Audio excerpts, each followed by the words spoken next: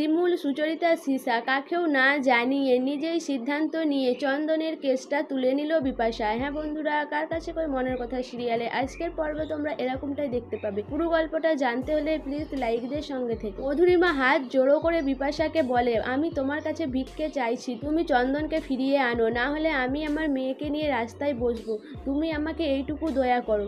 তখন বিপাশা বলে যে তুমি কি একাই খেতে পাবে না? আমি কি কিছু করি নাকি? আমিও তো কিছুই করি না, তাহলে আমি কি খাবো?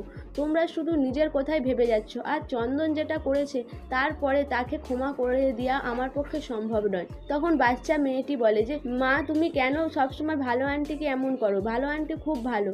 ভালো আন্টি, তুমি আমার বাবাকে ছাড়িয়ে আনবে না? সবাই বলছে তুমিই নাকি আমার বাবাকে ছাড়িয়ে আনতে পারবে, তাহলে তুমি যাও না আমার বাবাকে ছাড়িয়ে এনো। এটা শুনে বিপাশা বসে পড়ে। বিপাশা কি করবে বুঝতে পারে না। তখন বিপাশা বলে যে আমি তোমাদের কারোর জন্য চন্দনকে ফিরিয়ে আনবো না, তোমার জন্যও না, আর আমার শাশুড়ি মায়ের জন্যও না, কারণ তোমরা কেউই আমার কথা ভাবোনি। কিন্তু আমাকে যদি চন্দনকে ফিরিয়ে আনতেই হয়, তাহলে এই বাচ্চা মেয়েটির মুখের দিকে তাকিয়েই আমি ফিরিয়ে আনবো, কারণ ও তো কোনো দোষ করেনি, ও একজন নিষ্পাপ শিশু, ওর গোটা জীবনটা পড়ে রয়েছে। ওকে কেউ রাস্তায় বলুক যে ওর বাবা জেল খাটছে, এটা আমি সহ্য করতে পারবো না। তাই যদি আমাকে সিদ্ধান্ত নিতেই হয়, তাহলে আমি ওই বাচ্চা মেয়েটির মুখের দিকে তাকিয়েই সিদ্ধান্ত নেব, না হলে না।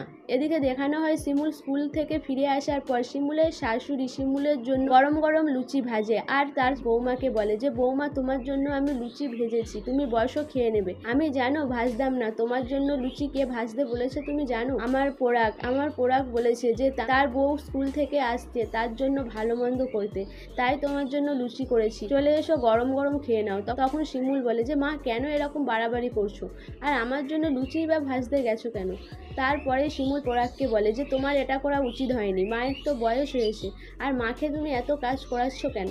তখনই পোড়াক বলে যে মা তো আগেও করতো, আর মায়ের এইসব করার অভ্যাস আছে, তাছাড়া আমারও লুচি খেতে ইচ্ছে করছিল, তাই আমি মাকে বলেছিলাম। তখন শিমুল বলে একদম মিথ্যে কথা বলবে না, আমি জানি আমার জন্য তুমি এই লুচিগুলো ভাজতে বলেছো, তাই এখন বানিয়ে কথা বলছো। তখন শিমুলের শাশুড়ি বলে যে মা, তুমি এখন আর তর্ক করো না, চলো খেয়ে নেবে, আর আমরা এখন খাবো না, আমি আর পোড়াক রাত্রে খাবো।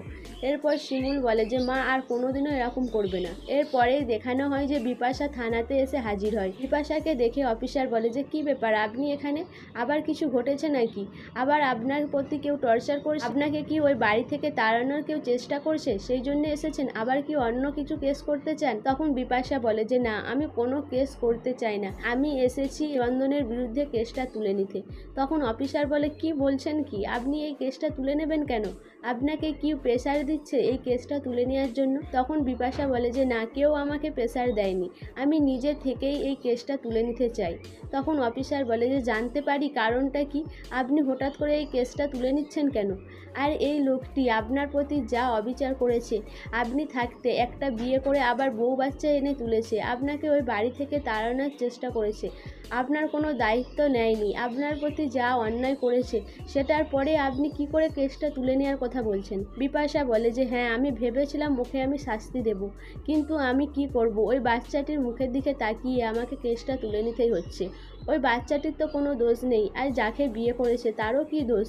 ও তো নিজে থেকেই তাকে বিয়ে করেছে, আর আমি তো জোর করে কোনো ভালোবাসা পেতে পারি না, আমি তাই ঠিক করেছি কেসটা তুলে নেব। কিন্তু অফিসার বিপাশাকে অনেক করে বোঝায়, বলে আপনি হঠাৎ করে এই সিদ্ধান্ত নিয়েছেন, আমার কিন্তু একদম ঠিক মনে হচ্ছে না। আর আপনার সাথে যারা আসতো আরও 3 জন যে মেয়ে আপনার নাকি বন্ধু, তারা আসলো না কেন আজকে?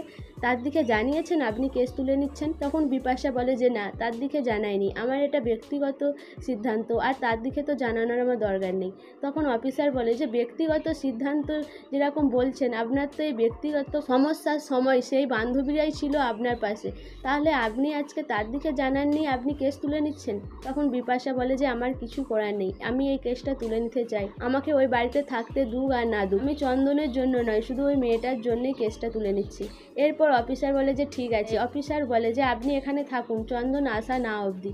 তখন বিপাশা বলে যে না, ওর মুখও আমি দেখতে চায় না। বিপাশা এখান থেকে চলে যাওয়ার চেষ্টা করে, কিন্তু অফিসার বলে এখানেই বসুন, আমরা চন্দনবাবুকে আনছি। এরপর চন্দনকে নিয়ে এসে অফিসার বলে যে আপনাকে ছেড়ে দেওয়া হলো, আপনি বাড়ি চলে যান। চন্দন তখন হেসে অফিসারকে বলে যে অনেক ধন্যবাদ। তখন অফিসার বলে আমাকে ধন্যবাদ দিয়ে লাভ নেই, আপনার স্ত্রীকে দিন, আপনার স্ত্রীর জন্যই আপনি ছাড়া পেলেন। কিন্তু বিপাশার দিকে তাকিয়ে চন্দন সেই বাঁকা হাসি হাসে। চন্দন কোনোভাবেই যে বিপাশার প্রতি কৃতজ্ঞ সেটা তাকে দেখেই বোঝা যায় না। তো বন্ধুরা, বিপাশা যে চন্দনের থেকে কেসটা তুলে নিল, তারপরে কি চন্দন একটুকু পাল্টাবে, না চন্দন এবার বিপাশার প্রতি টর্চার করবে? তোমাদের কি মনে হয় অবশ্যই আমাকে কমেন্ট করে জানাবে। আর আমার ভিডিওটা ভালো লাগলে প্লিজ সাবস্ক্রাইব করে দিও, আর লাইক কমেন্ট শেয়ার করো।